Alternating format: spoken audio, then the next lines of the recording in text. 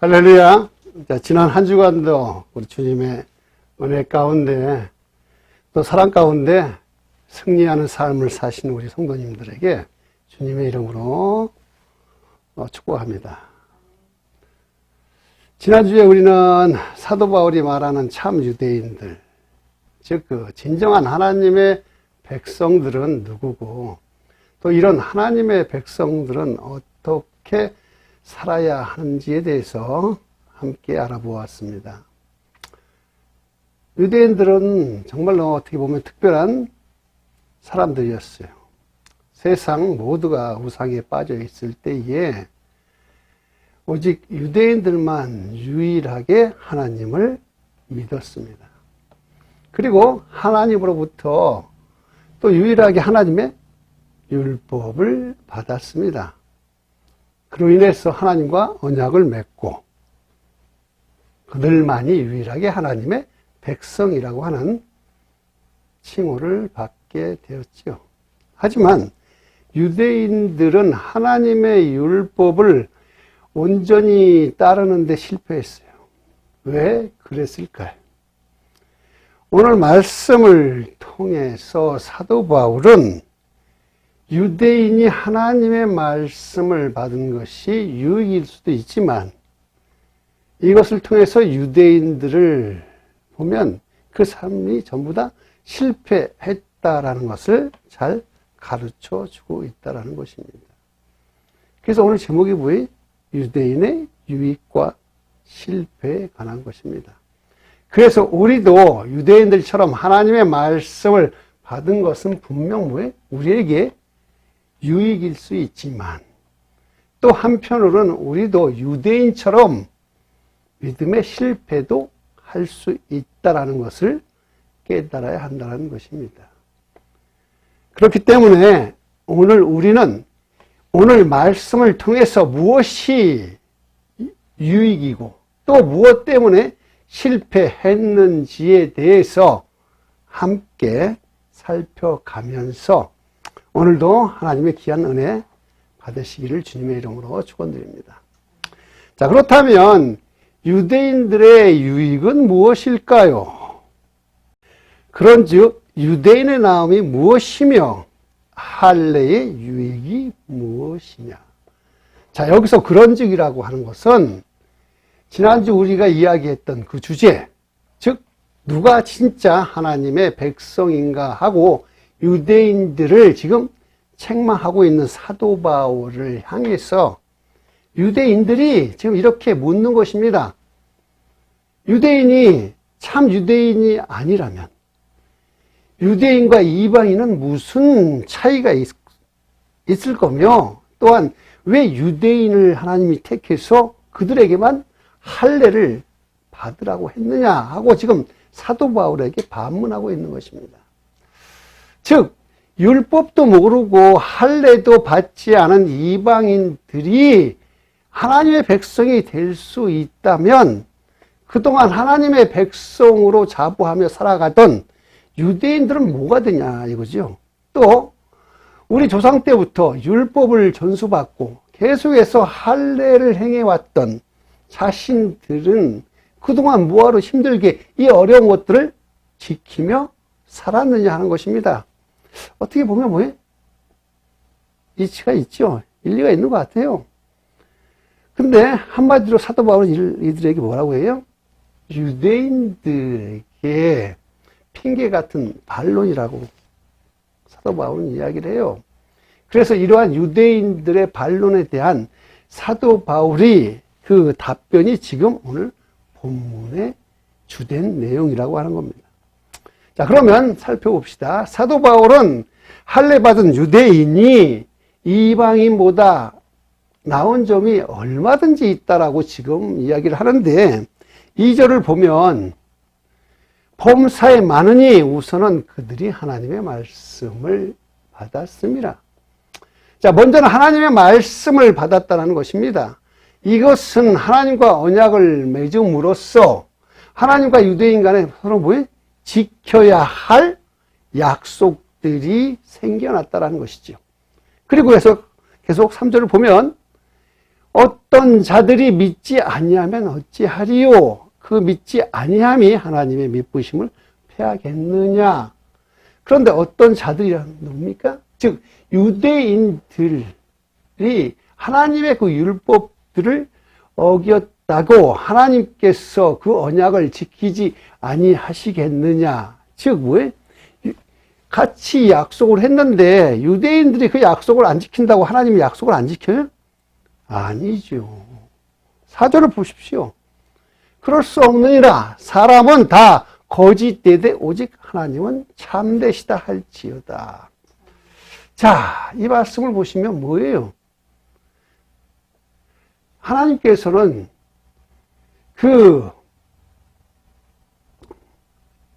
율법을 유대인들과 함께 지키기로 언약을 했어도 하나님께서는 신실하시기 때문에 유대인들이 그 약속을 지키자도 않아도 하나님은 계속해서 그것을 지키신다라는 것입니다. 자, 그렇다면 우리가 하나님을 믿는 가장 큰 이유가 뭘까요? 자, 보세요.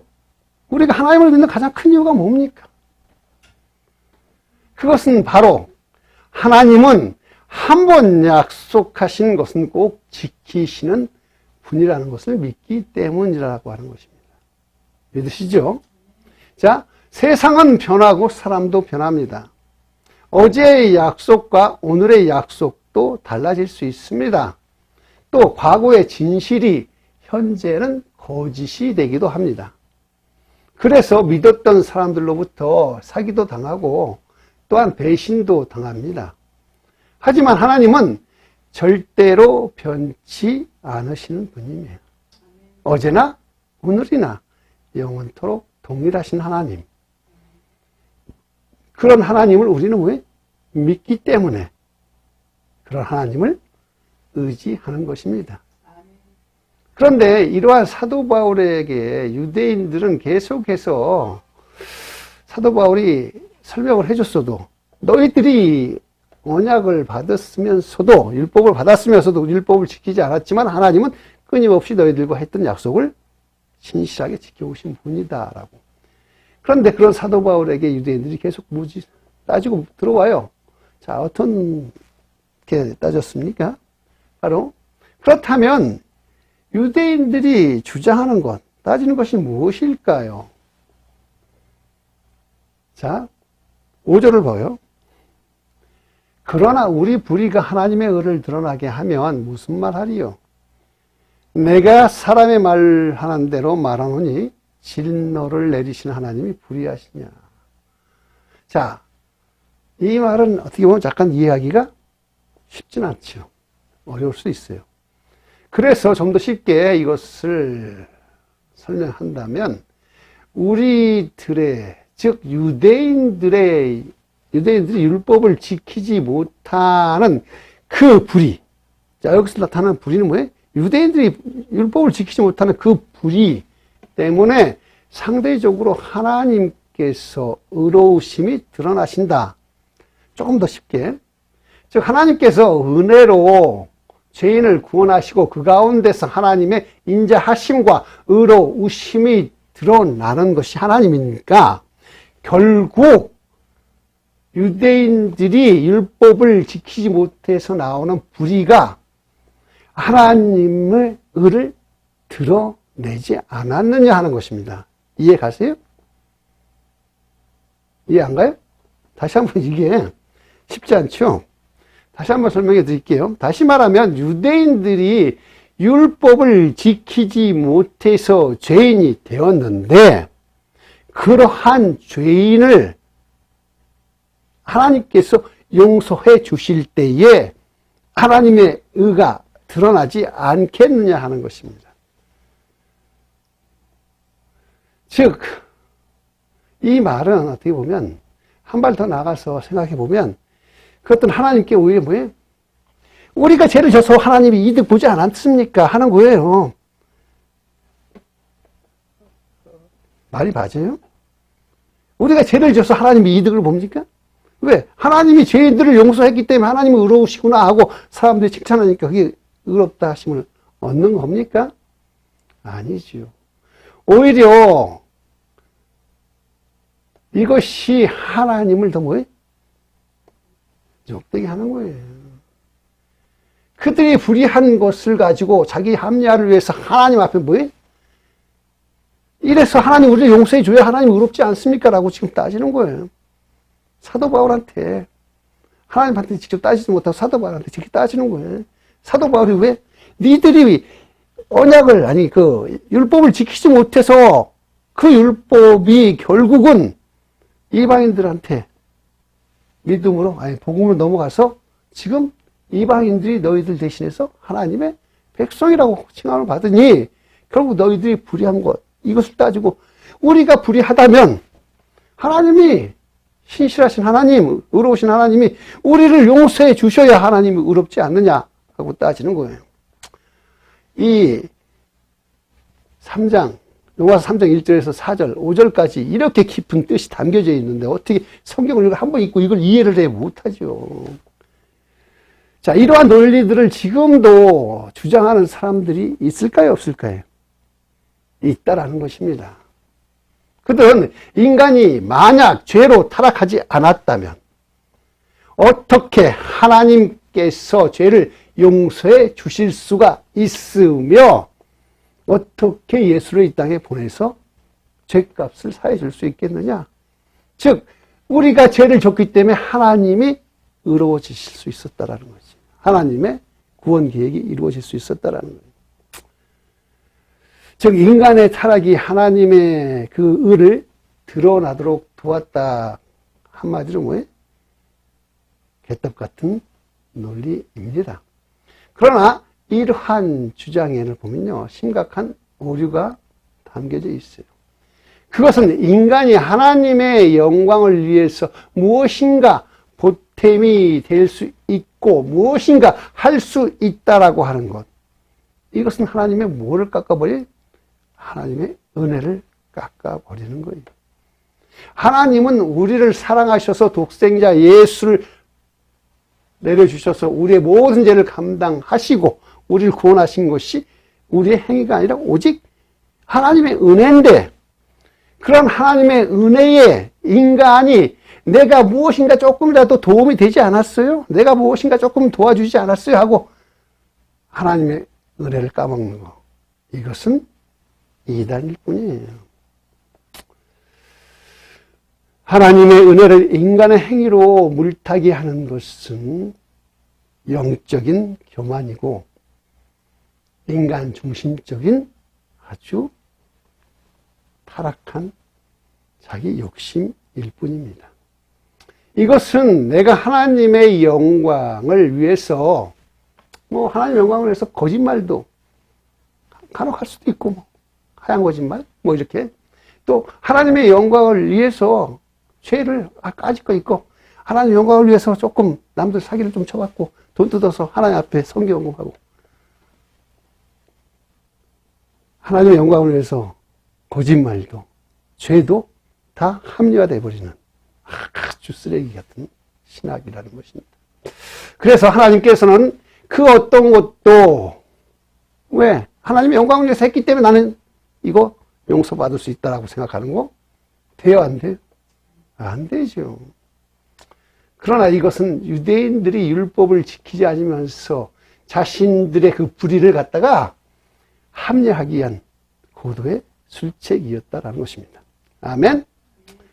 거짓말을 하고 불의한 삶을 사는 것을 회개하거나 부끄러워 여기지 않고 자신의 죄를 합리화하려고 하는 이것은 분명히 하나님을 욕보이는 것이며 또 하나님의 은혜를 가로막는 뭐예요? 죄라는 것을 명심해야 할 것입니다. 자, 이 시대에도 말이에요. 하나님의 말씀을 알면서도 불순종하고 핑계를 대면서 사는 것이 바로 죄인들의 특징이에요. 죄인들에게 나타나는 특징. 우리가 죄를 짓고서는 그 원인이 마치 하나님으로부터 온 것처럼 말하고 생각하는 것, 그것이 바로 같은 이치입니다. 그들은 이렇게 주장해요. 세상은 달라졌어요. 이제 문화도 달라졌어요. 시대가 달라졌으니 과거 제대했던 그 기준이 이제는 달라졌다라고 말합니다. 그래서 이제 동성간에 서로 사랑하고 결혼하는 거 합법이지 않습니까? 또한 마약, 마리화나 각 다는 아니지만 어느 주에서는 그게 합법화가 된 이러한 시대에 과거에는 그것이 다 죄라고 했지만 지금은 죄가 되지 않는 이러한 시대에 지금 우리는 살고 있다는 것을 명심해야 하겠습니다. 하지만 이러한 계명과 같은 유대인들의 주장에 대해서 사도 바울은 아주 단호하게 잘라서 이야기를 합니다. 자, 6절을 봅니다. 결코 그렇지 아니하리라. 만일 그러하면 하나님께서 어찌 세상을 심판하리요. 자, 만약에 하나님께서 그때마다 죄에 대한 기준이 달라진다라면 어떻게 될까요? 그때 달라요? 만약에 하나님께서 그때마다 심판이 달라진다라면 과연 하나님을 정의롭다고 할 수 있습니까? 할 수 없잖아요. 하지만 우리가 기억해야 할 것은 뭐예요? 세상은 변할 수 있어요. 세상이 아무리 변하고 문화가 아무리 다양해져서 변한다 할지라도 또한 그로 인해서 죄의 기준이 달라진다 할지라도 하나님은 지금도 어제나 오늘과 변함없이 동일하신 하나님이시다. 또한 하나님의 말씀의 그 진리는 하나이고 그 말씀은 결코 변하지 않는다라는 사실을 우리는 꼭 명심해야 합니다.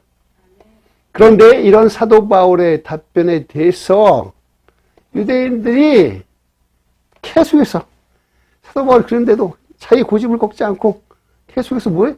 항변하고 몰아붙입니다. 7절을 봐요.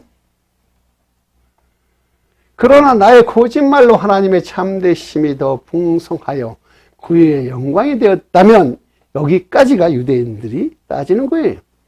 아니 여기까지가 아니라 어찌 내가 죄인처럼 심판받으리요. 자, 이 말씀만을 보면 뭐예요? 아까 5절하고 거의 비슷한 이야기를 또 하잖아요. 5절에 주장했던 그 주장을 다시 한번 내세우면서 내가 거짓말을 한 것이 하나님을 진실하게 하나님을 더 의롭게 하나님을 만들어 간다면 하나님을 그렇게 보여지게 한다면 내가 왜 죄인이 되겠느냐 하는 것을 아까 5절에 그거 다시 한번 똑같습니다. 계속해서 유대인들은 자신들의 불의와 거짓말을 하나님의 의와 자꾸 뭐해? 결합을 시키려고 그래요. 그래서 자신들의 잘못을 합리화하려고 하는 주장을 지금 하고 있는 것입니다. 자, 이것은 말씀을 자기의 수준에서만 이해하려다가 잘못된 결론으로 맞춰버리는 것과 마찬가지입니다. 주위에 수많은 이단들이 다 이러한 것들 때문에 그래요. 말씀을 자기 수준에 맞춰갖고 그것을 해석하다 보면 결국은 뭐예요?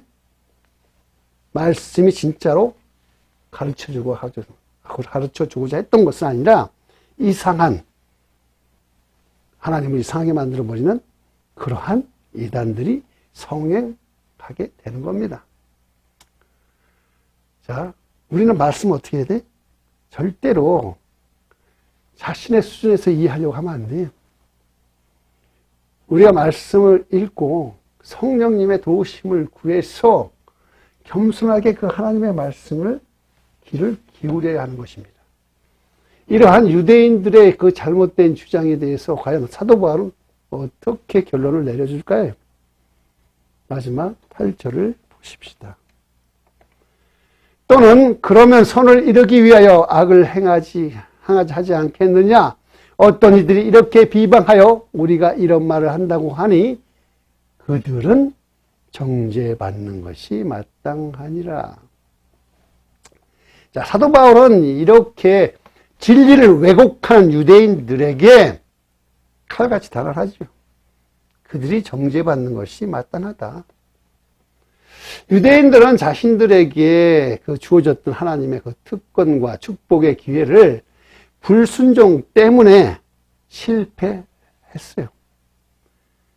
하나님께서 그들에게 율법을 주신 것은 자신들의 그 죄악을 깨닫고 겸손하게 하나님의 은혜를 구하라고 하는 하나님의 사랑이 담겨져 있는 것인데, 율법을 조금 안다고, 말씀을 조금 안다고 자기 멋대로 그 말씀을 왜곡하고 훼손시켜서 자기 유익한 대로 해석해서는 된다, 안 된다? 안 됩니다. 그래서 마치 자기는 죄가 없는 의인처럼 착각하고 남들만 판단하고 정죄하는 교만에 빠진 유대인들 같은 사람들, 지금 우리 주위에도 얼마든지 있다는 거예요. 아무리 교회에서 성경 공부 많이 한다고 성경을 10독, 100독 하면 뭐합니까? 그 말씀이 나한테 와서 나를 변화시키지 못하고 남을 비판하고 판단하는 기준이 된다면 그 말씀은 오히려 그 사람에겐 독이 될 뿐이에요. 말씀은 바로 나를 변화시키기 위한 하나님의 칼이에요. 나의 심령 골수를 찔러 쪼개는 것이 바로 하나님이 주신, 나에게 주신 말씀이지, 그 말씀의 기준을 가지고 그걸 자기가 아닌 남한테 갖다 대서 남을 갖다가 우리 전부 다 뭐해? 판단하고 정죄하는 것은 하나님이 우리에게 말씀을 주신 이유가 아니라고 하는 것입니다. 교만을, 그것은 다 교만이에요. 교만은 뭐예요? 패망의 선복이며, 거만한 마음은 넘어짐의 앞잡이라고 말씀합니다. 자, 미국에 어떤 사업가가 있어요. 그래서 호텔에 투숙하려고 했는데 마침 뭐예요? 그날이 크리스마스가 가까워가지고 객실이 그냥 꽉 차가지고 방을 구할 수가 없었어요. 그래서 아유, 방을 못 구하면 어떻게 자야 되나 하고 난감한 표정으로 문 밖을 나가려고 할 때 어떠한 신사가 다가와서 지금은 어딜 가도 방을 구할 수가 없으니까 내가 방을 하나 구했는데 같이 거기서 자자고 이야기를 했습니다. 그래서 사업가는 어디 가서 방을 못 구하니까 안도의 한숨을 내쉬면서 그 고마운 제의를 받아들였어요. 그리고 그 신사는 자기를 받아준 그 신사가 이제 밤에 잠자리에 들기 전에 기도를 하는 것입니다. 근데 그 기도를 하는데 같이 투숙한 자기, 아까 그 신사, 그 사람을 위해서 기도하고 그 사람이 사업을 위해서도 간절히 기도해 줬어요. 누가 봐도 뭐예요? 그 사람은 믿는 사람이지. 그리고 아침에 일어나서 이제 둘이서 같이 아침 식사도 같이 하고 드디어 이제 헤어질 시간이 됐어요. 각자의 길로. 그래서 전날 밤에는 서로 간에 간단하게 인사만 했었잖아요. 그래서 이제 헤어질 때에 서로 간에 그 명함을 교환하면서 이제 정식으로 이제 인사를 합니다. 근데 아까 그 신사의 명함에는 뭐라고 써있냐면 윌리엄 제임스 오브라이언이라고 적혀 있었어요. 그래서 그 사업가가 그 명함을 보면서 의아스럽게 쳐다봤어. 이거 국무장관하고 이름이 똑같네요. 했더니 그 신사는 아주 겸손하게 네, 제가 그 사람입니다. 일리노이주에서 태어나서 그의 어머니의 영향으로 장로교 교인이 됐던 그 사람은 14살의 나이에 세례를 받은 일명 모태신앙인이었습니다. 유대인들이 태어날 때부터 율법을 배우고 익히며 살아간 것처럼 모태신앙인들도 어렸을 때부터 뭐예요? 교회를 다녀요. 그리고 남들보다 먼저 예수를 믿을 수 있는 기회가 얼마든지 있었지. 그래서 그것이 예수를 믿고 하나님의 귀한 하나님의 백성이 되기 위한 축복의 기회일 수 있지만, 물론 모태신앙이라고 다 믿음이 있는 것도 아니고 다 구원받는 것도 아닙니다. 그 중에는 예수를 믿지 않고 세상으로 돌아가 버린 모태 신앙인도 많이 있습니다. 하지만 중요한 것은 무엇이냐? 모태 신앙을 가진 사람은요, 살면서 우리처럼 나중에 예수를 믿는 사람들보다 훨씬 먼저